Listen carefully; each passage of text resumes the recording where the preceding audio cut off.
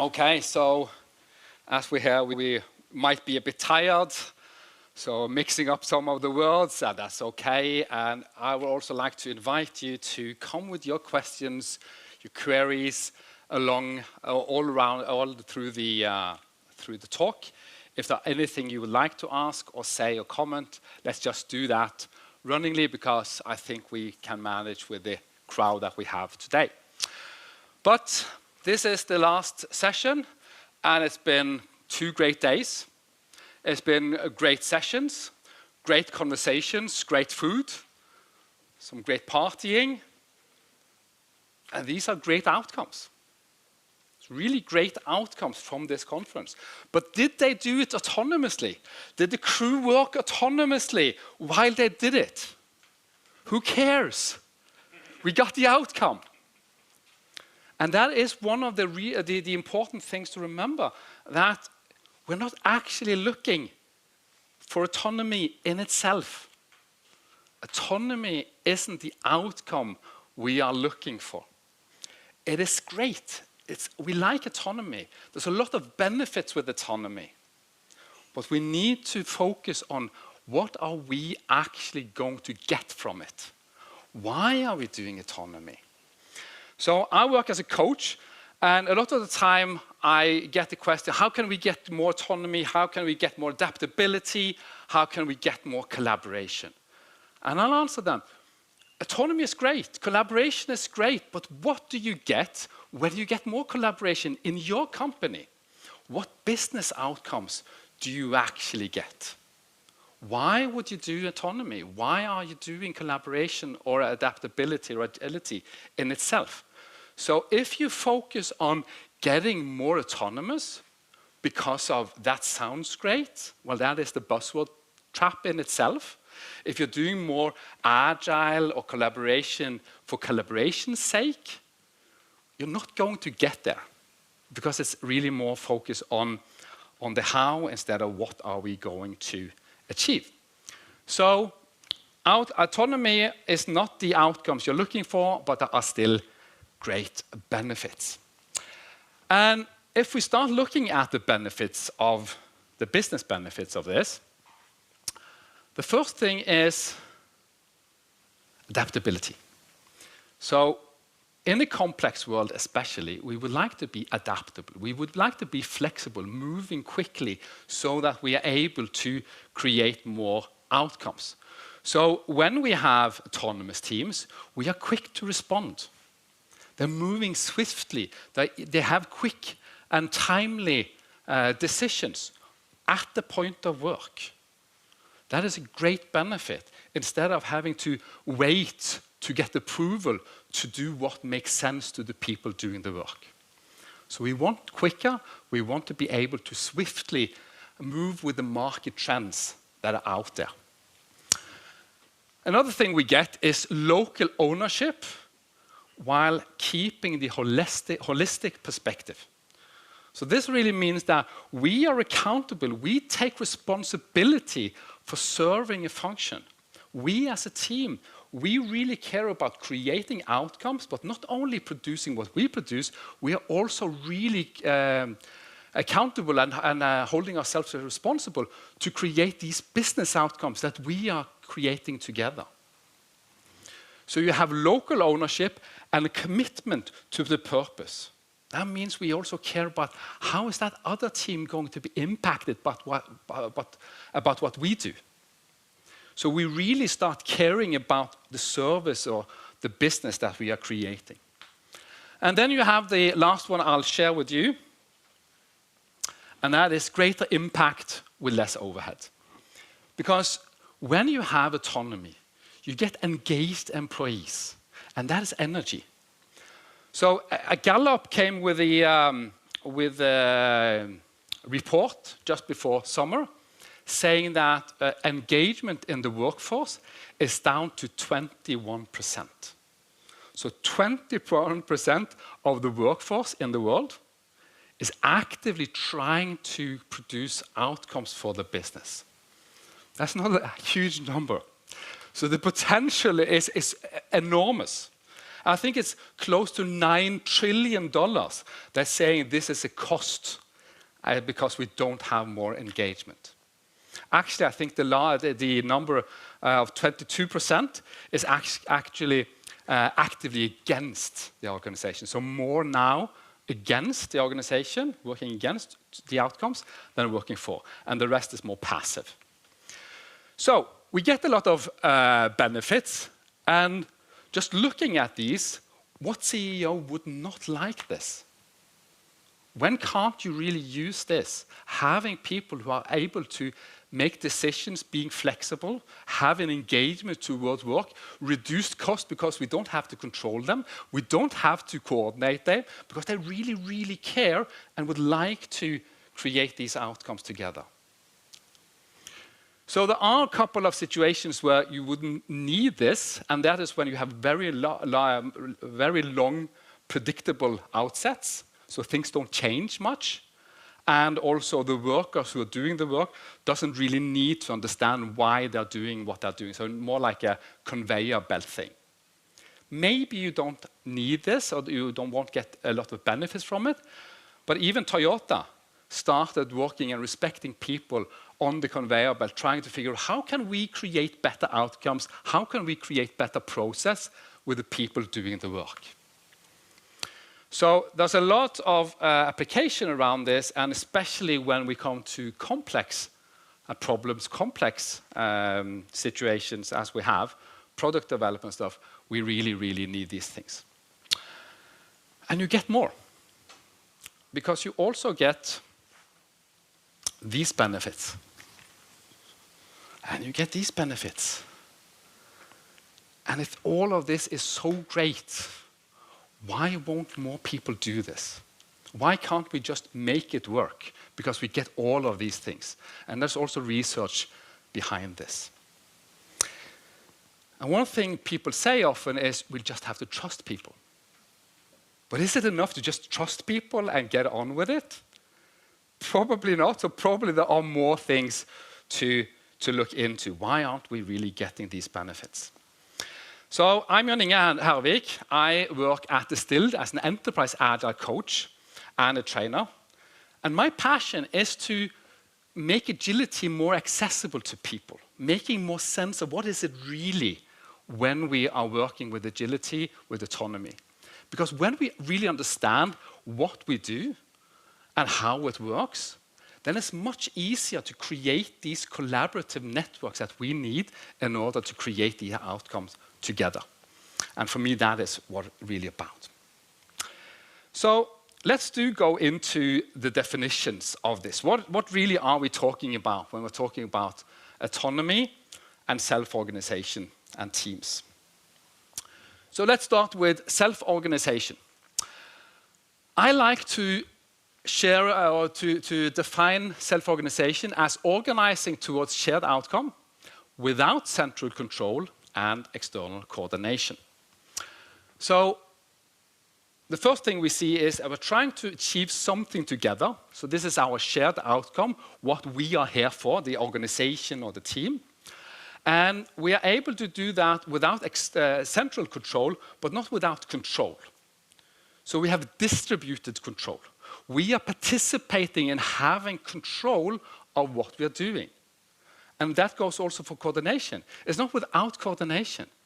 It just is that we have the ability in our teams to coordinate with other people and also within our team.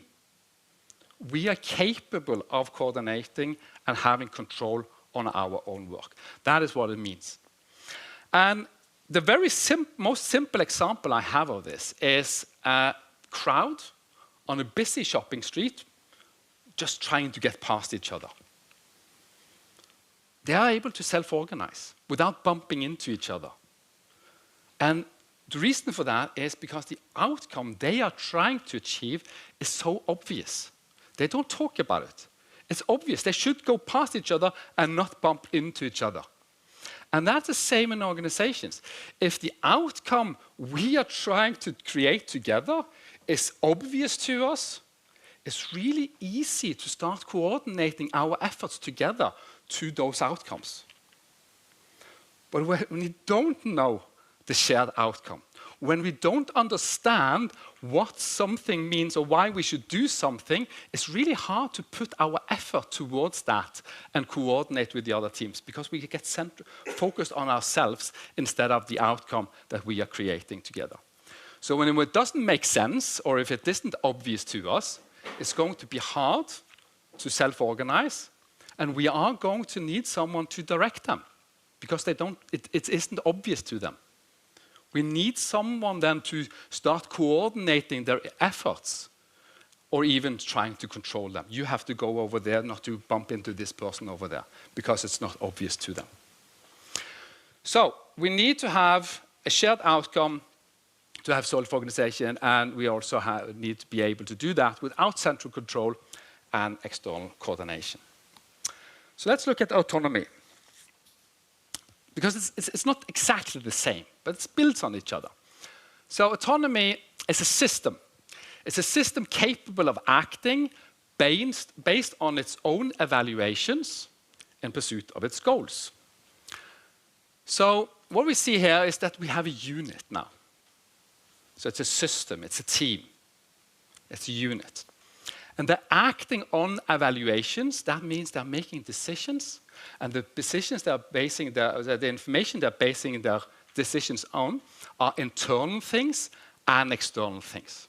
So they're able to actually evaluate their context and also what they have as resources or needs, and they're making decisions. They're acting upon that. They're making sense of what is going on and actually moving towards that. And the pursuit of goals is also interesting, because that could be internal. So it could be, I'm trying to figure out my needs, and I'll act towards getting my needs met or my desires. But it could also be an assignment I take on, a project maybe. So I choose to take on this project in order to serve a greater good. And then I'm autonomous towards that. So we're noticing that autonomy is based on self-organization, but it's hinting also now towards an identification. So we have a we. There's a system in it. So we are able to act together in order to pursue our goals. So crowd now wouldn't be a good example, because a crowd on a busy shopping street doesn't really sound like a unit. It isn't a team, it's a crowd.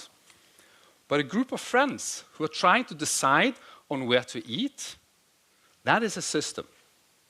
So they are able to look at their internal needs, what they would like to eat, what restaurants are out there, and then they find a decision together and they act on it in order to get something to eat. So it's in essence, it's not really difficult in itself. It's just figuring out how are we going to make these decisions together so that we create our outcomes and we are able to coordinate our efforts ourselves. So self-organization is about how we organize, how we coordinate, but the autonomy also adds the identification of it, so the who is the making the decisions, and also where the intent lives. So we have our goals, we have chosen to do these projects, or we have chosen to meet our needs. That is autonomy. And we all remember what a team is. So a team is a group of people with a shared goal, and they're interdependent in order to create that goal. So they're interacting in order to move towards that goal. And that also means that they are trying to achieve something together that is greater than what they are able to do individually. If they were able to do what they need to do individually, they probably won't help to have a team, because a team adds some complexity. And the reason we have a team is to do more than what we can do on our own. So that is the reason we do teams. That's the reason we do organizations. So we have this we identity. What can we achieve together? And that is a really important point. And as you all remember, we have no I in team. But let's go back to this we identity. Because this is a really important concept. We optimize towards our level of we identity. And that means that if you are a developer, and your identity is as a developer, you probably optimize your day towards making the best code. Because I'm a developer, that's my job, I'm creating great code. That's good.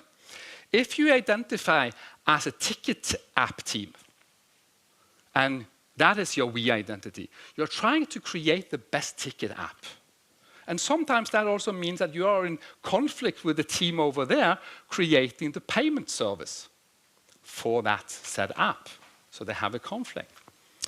If we would like to have business value from Autonomy or from anything really, we need to increase the we identity to the organizational level or the product level at least. So that we are working together to create that outcome. We optimize to the highest level, not sub-optimizing the parts. And an interesting thing there is that you probably have heard about or even been this hero leader. This leader who says, I'm taking care of my own.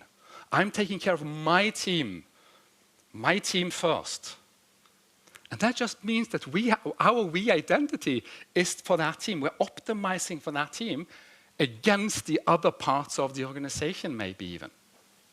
So we need to figure out, so what are we doing that is impacting them so that we together can create that outcome together. So a team is part of an organization, just as an individual is part of a team. It's a part of relationship. It's just different scales. So one question I like to ask people is, just consider your own work now.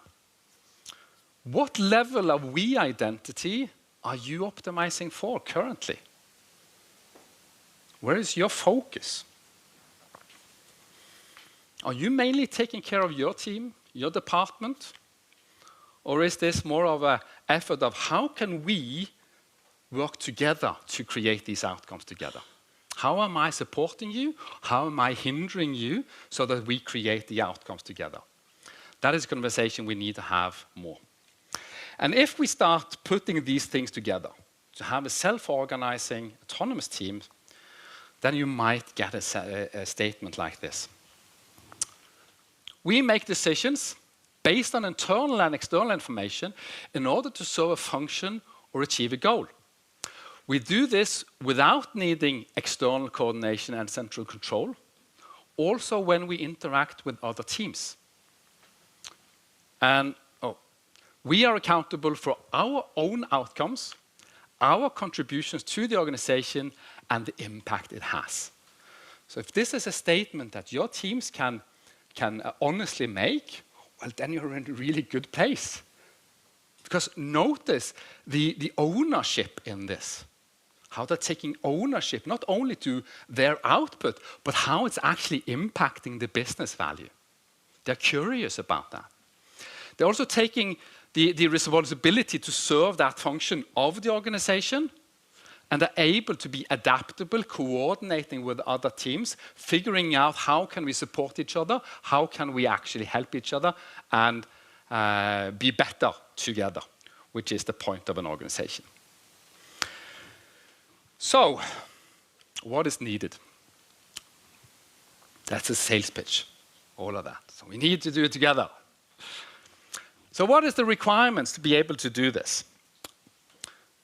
And the first one is that you have to have a shared purpose. You have to have a shared understanding of what we are going to do together. And this seems very obvious. And still, when I go around to organizations and I ask them, so if I went into your teams, what would they say the shared outcomes are? Would they say the similar things, or would they say different things? And very often they have their own outputs or their own outcomes. Even when I talk with manager teams, they have their own things. So we need to have a shared understanding of the purpose. Why are we here together? What is this organization? How are we contributing? If we don't know the direction, self-organization is going to be really hard because we're running in different directions. The next thing is, and another thing on the purpose is that, again, if it's obvious, it's easier. And we come back to the leadership part of it. If it's obvious, then we have an easier way of this. Then we have the next one, the motivating purpose. And motivation here isn't used just because it's a nice word. We really need to have a motivation to create what we are doing together. If I don't really care about that shared outcome, well, self-organization is going to be really hard because I'm not going to commit my effort towards that. I don't care. Maybe if you pay me enough or you force me, so then you get compliance. Then you again get control into it because I don't really care about that. So we need to check, do we even want to if you're going to have self-organization? Is it important to us to create these outcomes together? And for teams, you also need this one. You need to have psychological safety. And this has been talked a lot about, but it's going to be focused for many years to come as more, because with more complexity, more higher stress levels, it's harder to do in some contexts at least. But are we even safe to try to contribute? Do we dare to contribute? If I'm going to contribute to our shared goal, and you might be ridiculing me, making fun of me, punishing me for my efforts if I fail, I'm not going to contribute without you paying me even more or forcing me. So if it's not safe, I'm going to try to keep safe. I'm going to find ways in my organization to keep safe. And that looks like when you try to look like you understand what you're doing, or look like when you're busy, or you hide behind roles. This isn't my role, this is your role. Or I just follow the rule. Or you go into politics. All of that is to keep safe and to try to figure out how can I get ahead or how can I keep myself safe. So if it isn't safe, well, we're not going to contribute. So we also need the safety even when we have the motivation to do this. Sometimes I hear people say, well, my teams would rather have me tell them what to do. And I think that mostly is because of safety. It could be that the motivation isn't clear, but also safety, because if you tell me what to do and it goes wrong, whose fault is it? I can blame you. You told me to do this. So it's not that dangerous for me. So we need these three things. And it's quite easy to measure these things.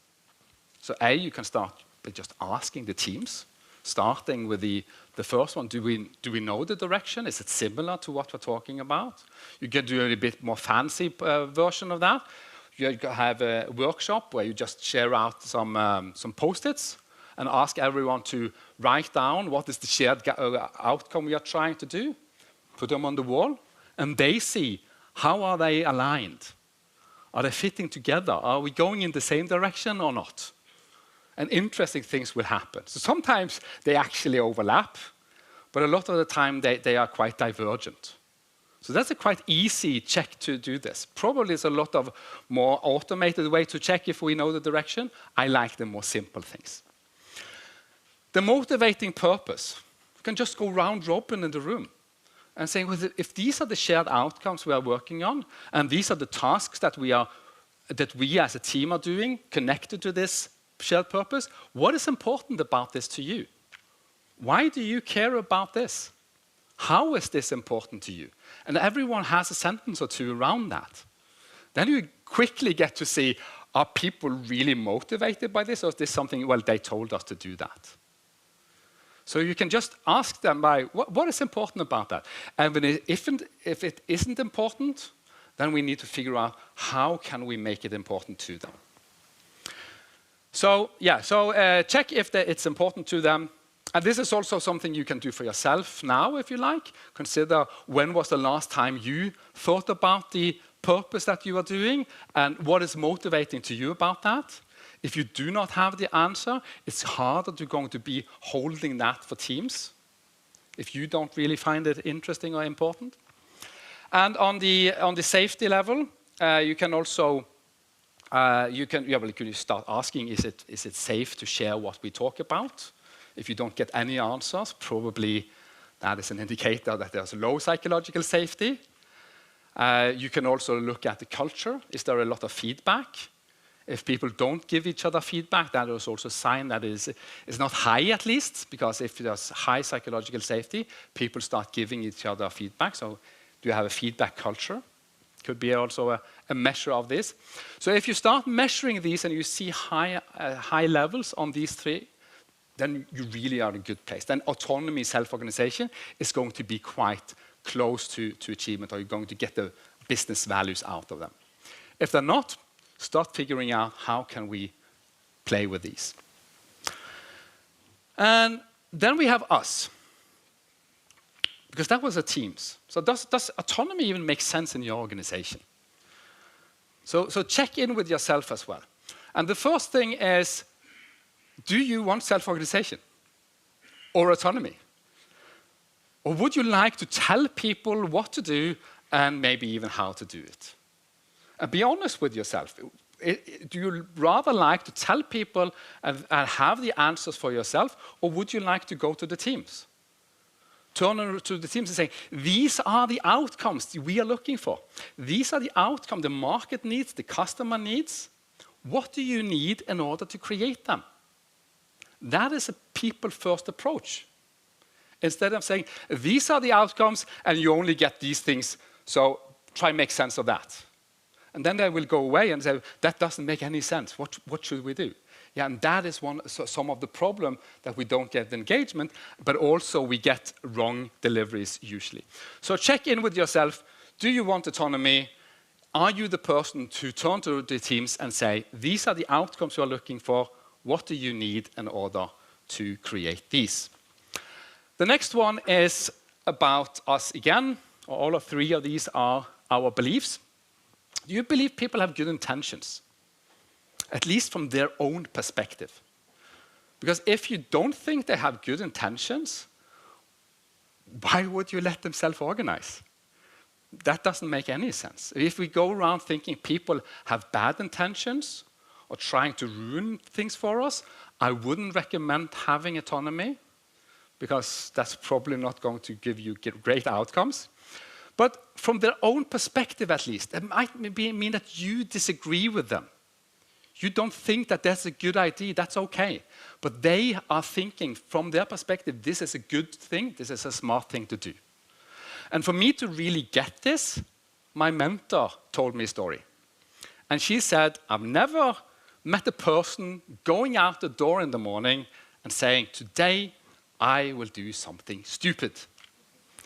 From our perspective in that moment, we think it's a good idea. We might just after think, well, it wasn't that good idea anyway. But we have good intentions, so be curious about that. That's a different conversation to have with them if you believe they have good intentions, even when you disagree. So, if you don't believe people have good intentions, autonomy won't make much sense to you. So what you're going to try to do is try to control them in some way, because you don't believe they have these good intentions. So that will start trickling in, some way of controlling people. And the last one, again, might seem obvious. Do you believe people can think well for themselves? And the first time I came across this, I thought, well, obviously people can think well for themselves. It's only that I think I know even better. So what I did, I noticed that I sat on the tip of my chair while they were talking, and I was like, I'm trying to convince you. So if you're noticing that in that moment, you're not really thinking that they can think well for themselves, or believing they can think well for themselves. I'm not saying they have all of the competence in the world. I'm not saying they have access to all of the knowledge. I'm just saying with what they got, they can think well from themselves. And if we don't believe that, well, why would we let them self-organize and be autonomous? If we are trying to even think for them. But when they can think well for themselves, we can also start not having a responsibility for their thinking and their feelings. So I can start challenging them quite honestly. I could then say, well, I don't think you have the competency to create these outcomes. What other things do you need? I'm not sure these processes are going to work for you. What are you going to do about that? What conversation can we have about that?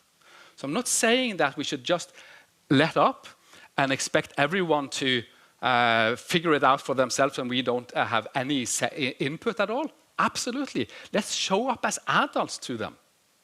And also expect they are adults who can think well for themselves. And if you don't have people with good intentions who can think well for themselves, well, then you have problems in the hiring department as well. So that might also be an issue. So we need also these three for ourselves in order to even be able to hold autonomy in our organizations. So what is then needed? Well, we do need leadership in order to make this happen. And I'm saying leadership, not necessarily more formal leaders. So when you have autonomy, formal leaders are optional. But don't go out and say that Inge said that now we should just fire all of our managers and leaders, because that might not work in your context. And also don't do that overnight. I wouldn't recommend that. But when we have leaders, we need leaders who are not focusing on telling people what to do, setting, directing, coordinating, controlling. What we do need are leaders who are able to hold the direction, making it visible to them, so it's obvious to them what we are trying to achieve. That is this is the leadership we need. Leadership then will serve and enable true leadership in the team, or in the teams, or between the teams even. So we are supporting the conditions for good leadership in the organization instead of directing and controlling, setting boundaries, setting directions. We're holding the vision, we're sharing what is actually this meaning. So we need a kind of leadership that is able to do that. And I use a very simple model. As you will see, I like simple things. And this model is from Center for Creative Leadership. And it shows us three things we need. And I'll also share these, how these are connected. So the first one is maybe obvious again. We need a direction and not that traditional top-down setting of direction. I know best. I've seen into the crystal ball, and this is how to do it.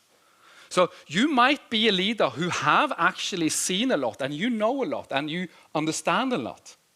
But if you want this self-organizing organism to be able to be flexible, to engage with what you have seen, it isn't really about what you know. It's about what they know. So we need to hold this for them so that it's obvious to them. That is the work. So we're visualizing it.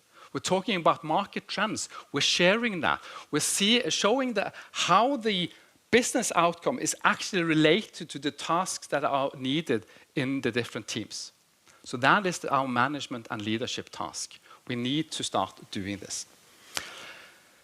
When we have setting of direction, we're really centralizing the thinking in a few people who know best, and also other people who need to then run and ask them. When we start holding the direction so everyone can see what we're trying to do, we're actually decentralizing awareness. So we have the diversity that we are having in our organization, being able to make sense of it, and we can invite the wisdom of the crowds. So this is really how we would like to leverage our knowledge in our knowledge-based organizations.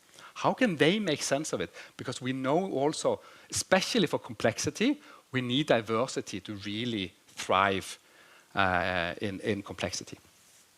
So we hold it so it's obvious to them. The next thing we need is alignment. And alignment is how the effort fits together. So what am I doing that is impacting what you are doing, and what are we doing that's impacting what they are doing, so we are creating shared outcomes. That is alignment. Are we able to connect that effort into a shared outcome? And this isn't, again, forced by standard procedures, rules and regulations, control, coordination.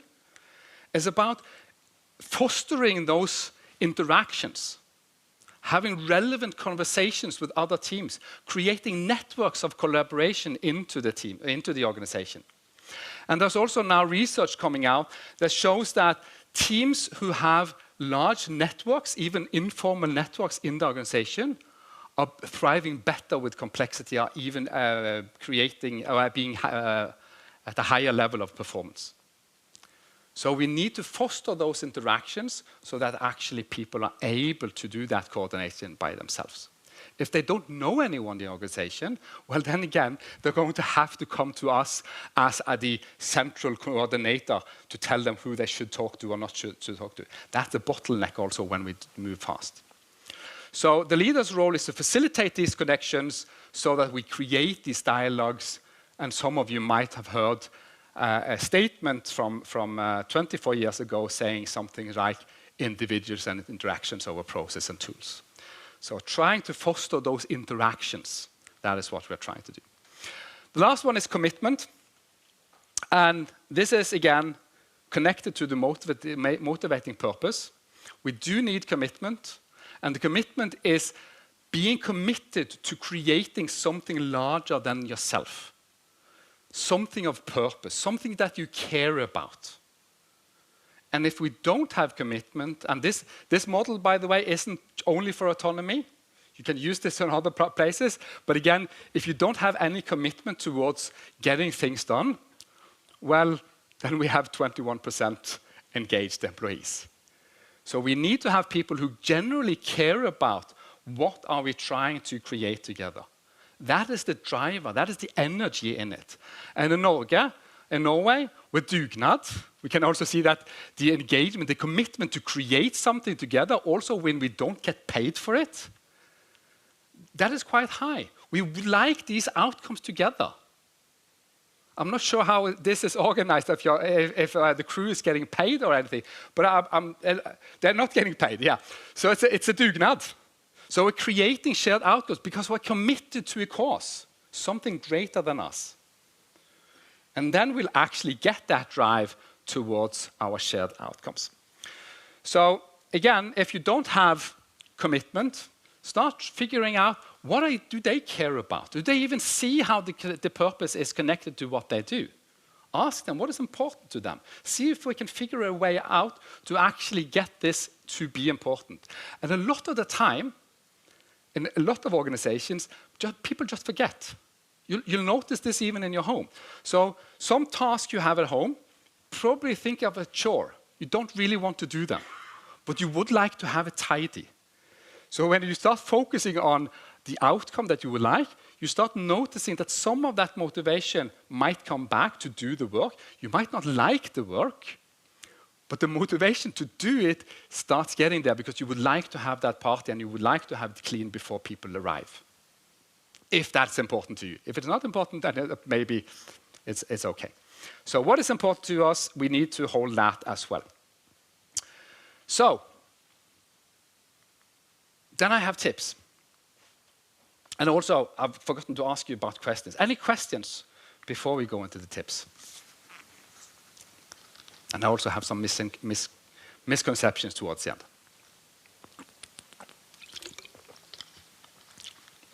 Okay. So, the first one might be expected, but it's very often forgotten. Consider impact on business outcomes. And there are several reasons for that. And one is that we do not focus on autonomy for autonomy's sake.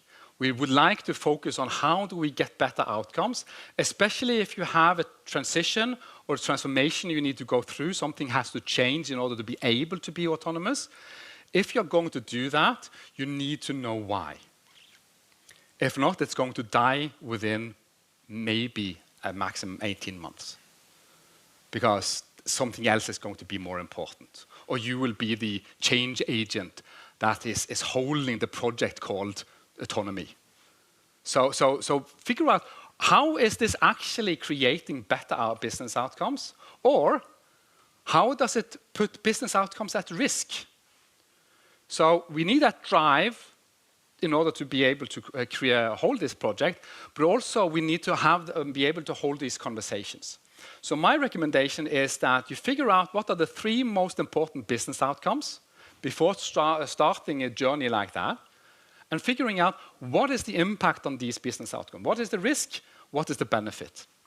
Because when you then start talking with key stakeholders or decision makers, then you can have real conversations about real business outcomes instead of just saying, well, it's good for us. The employees would like that. Yes, that's great.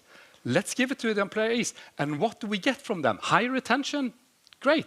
How much? So have these conversations on a real level. You will get further. And if you don't have the answer to this question when the decision makers ask or talk to you, then you won't have the leverage to really move the needle. So we need to understand, why is this a good thing? How is this a good thing if we are going to get headwind on this? Yeah, so this is the first one. Do consider business outcomes. Talk about them. Be curious. If you don't know the business outcomes in the beginning, you don't know really how are your team creating that in the first place, start with that. So what is the red thread to the business outcome, what we do? Then we have implement with the same values and principles. Again, this might be very obvious, but there's also a lot of how-to designs out there.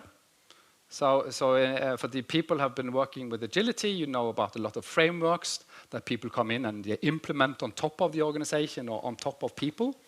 Similar, we see some how-to designs or recipes of designing organizations outwards in or top down. Again, if you're going to try to get autonomy, self-organization, telling people how to organize is probably not going to be the best route towards that. So I would like you to self-organize in this way, please. It doesn't really make sense. So we need to build on the same values. So that means also no telling, no selling, no trying to convince people of things that doesn't make sense to them. So that means we need to have dialogue. And again, we're going back to leadership. So implementing autonomy or similar things is a direction. So what are we trying to achieve here? What is the direction? Can we create that so it's obvious to what we're trying to achieve and what we're trying to be able to end up with? So we need to implement with the same values.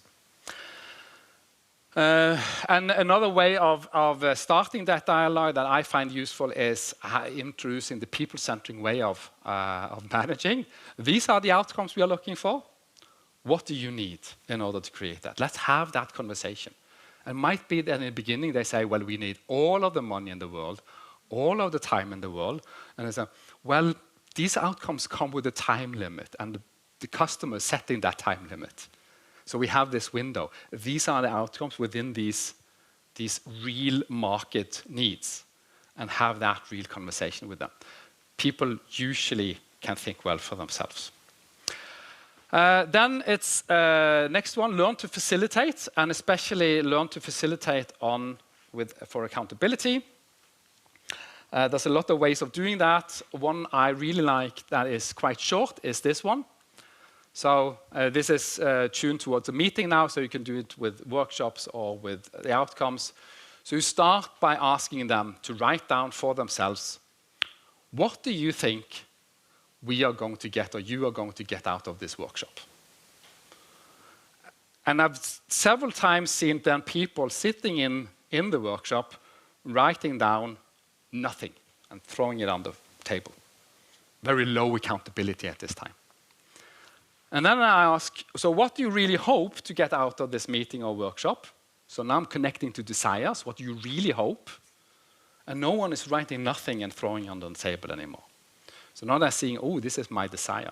It's really hard to have resistance towards your own desires. And the last question is, what do you need in order for what you think to move towards what you hope or what you desire. And that's the accountability there. Because now you see that you can actually ask for what you need. And also you start realizing, ooh, I can probably do something about some of this myself. And that is my experience as well. So learn to facilitate for accountability. Another tip on that, learn to really not get triggered as much. That is also, go do coaching for yourself. Really get to learn how not to get triggered. That also helps with accountability. Because if you get triggered when they say, well, I'm not doing that, and you start saying, well, you should, well, then you are taking the accountability. So, and actually I have a similar thing on that last one.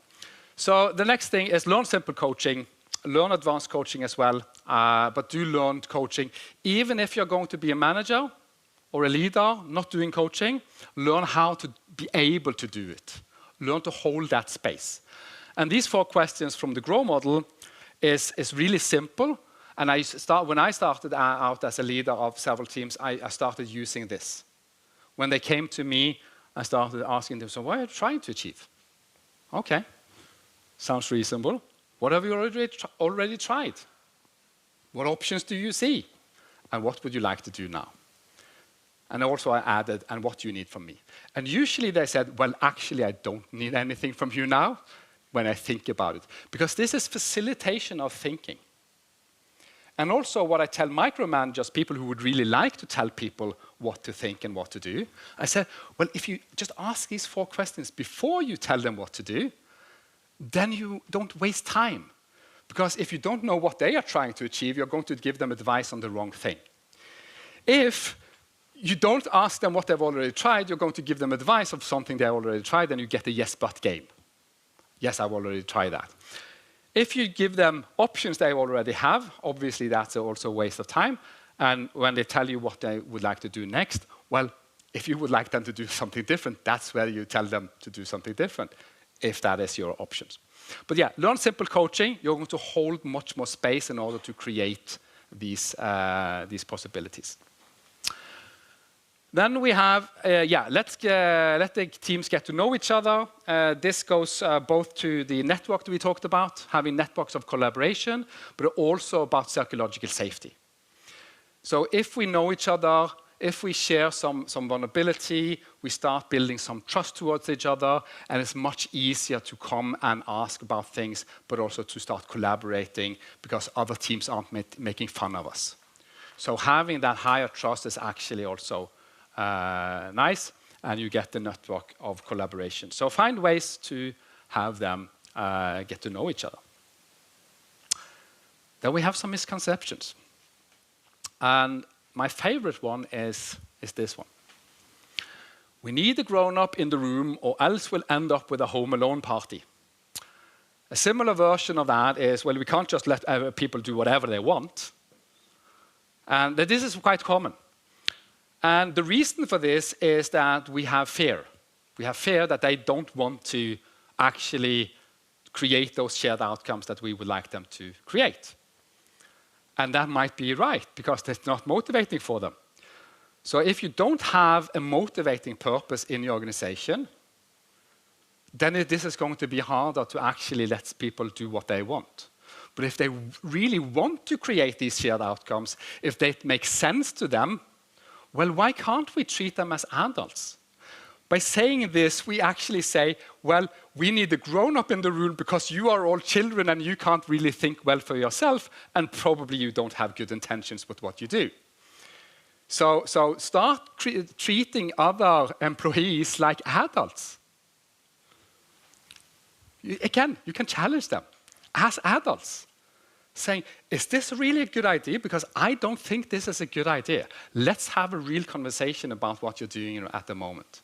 This is going to cost us money. This is high risk. We need to have this conversation. So you're allowed to do that. Do please challenge them. And if you know coaching, it's easier to challenge people. If you do this, you also take away their accountability, because now you're the grown-up. You're telling them what to do. You're starting to actually hold that boundaries and saying these are the things you're allowed to do. These are not the things you're not allowed to do. And for those of people who have also looked into the difference between principles and rules, you also see that rules actually can create less accountability, because as long as you do what is within the rule, you can do whatever. So you start playing around, how can I do what I would like to do, even if it's probably against the idea of the rule, it's within the statement of the rule. So you see, especially in the US, you see this. So don't do this. The next one, this is an interesting one. Leaders need to set direction and boundaries. Meet this all of the time. We have talked about that. I would rather have you hold direction. Make it visible to them. Have the conversation about what the market actually needs. So we have had this a lot, many years already. We talk about it in design, getting insight to what actually is out there. Why are we doing these things to create these products? We're getting that insight. So we can also do that with the rest of the process. How is actually these outcomes making sense to create? So that they then can make it obvious to work towards them. So do not start setting direction and set boundaries. I know that some people use these words when they mean that we have the conversations, and that's fine, but be aware also that by using these words constantly, we also learn younger leaders that your job is about telling people where to go. And it's really not helpful if we would like to have autonomy and self-organization. Then we have this one. Autonomy is independence. And I had this conversation during lunch, actually. And this is a very common misunderstanding, that autonomy means that we're completely independent of the rest. And we've talked about this as well. It's a part of relationship. So if your team is completely independent of the whole organization, it's probably going to be more beneficial to put it out of the organization and have its own branding. Because having things connected together is higher complexity. It's harder. So you only do that if you get benefits. But usually there are some interdependencies between teams. So do consider not talking about independence. If we're only saying, well, we don't have to listen to all of the other teams or to the management or everything, that's more blindness. So we're not taking into account the external information that is available to us. So again, think of the holistic view. We are making local ownership with a holistic view. That's not independence, it's interdependence. The we identity. So, yeah. I'm giving up this one. Autonomy isn't for everyone. It's also an interesting thing. A lot of people talk about personality. Well, my team isn't the kind of team that wants that. They don't. It's just their personality. They're not able to be autonomous or self-organizing. I'm not saying personality don't affect behavior. But what I would do first, before I start blaming personality, is checking, is there a shared, clear outcome? Is it motivating to them? And are they feeling safe? If all of these three things are in place, and it's still a personality thing, well, I would be a bit surprised if it's a whole team that actually it's relevant for. But I think mostly it's unclear direction, or not motivating, or it's not safe. So do check these first. There are some questions about this for Gen Z, and I don't know a lot about Gen Z. But one thing I've heard is that they seem to be very concerned about the purpose. Why should we care? And that's what I've been talking about, really. So why are we caring about these things? And the last thing we've talked about is that autonomy doesn't need leadership. Well, actually it does. We need direction. We need alignment. How are we fitting together? We need to have visualization about how teams actually impact each other. And we need to have that commitment towards creating that shared outcome. So leadership is serving the organization, they're serving the teams in order to be able to have leadership, so direction, alignment, and control. So if you have that kind of leadership, you're not having leadership that's trying to control autonomy, you're actually creating leadership that enables it. So that's the last misconceptions. And that was me. Any questions? Any comments? Yes? Yeah.